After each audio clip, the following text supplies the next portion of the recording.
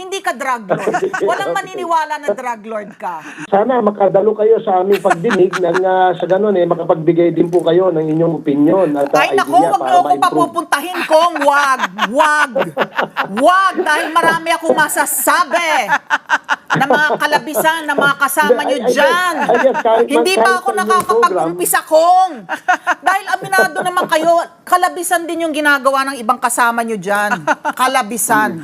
Well, I will guarantee you na dahil ito po ay isang pagtalakay ng isyong may national importance at para po sa atin to at para po sa ating bayan, kailangan namin ng mga opinion mula po sa mga experts kagaya ninyo. No? Pagdating sa journalism, pagdating sa experience, kailangan po natin yan. Dahil kami po, hanggang paggawa lang ho kami ng batas, kami po ay dapat giyahan o gabayan nitong mga expert dito sa industriya nito. Oo. Simple-simple lang kung in much the same way as, you know, we would want people to respect us, ganun din sana yung ginagawad nating respeto sa ating kapwa. Yung ibang kasama nyo talaga,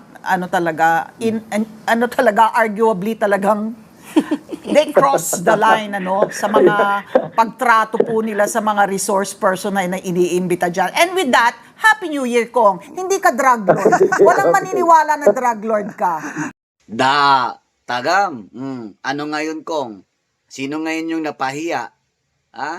Kasi naman, yung mga kasamahan mo sa Quadcom, gaya nilang ni Franz Castro, gaya ni Paduano, ni Brosas, at kung sino-sino pang mga congressman dyan, abay, kakaiba kasi kung mag-imbestiga. Resource person yan. Pinaglaanan ng panahon. Pumunta dyan para magkalinawan.